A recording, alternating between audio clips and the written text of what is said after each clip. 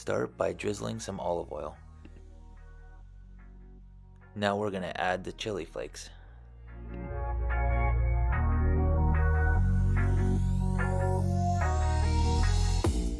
Make sure to toast these but not burn them. Just cook them till they're aromatic.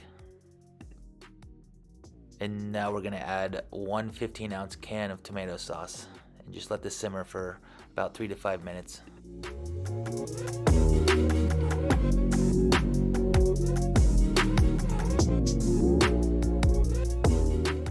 And now we're just going to salt to taste.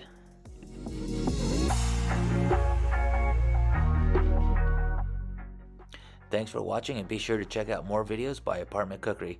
Have a great day.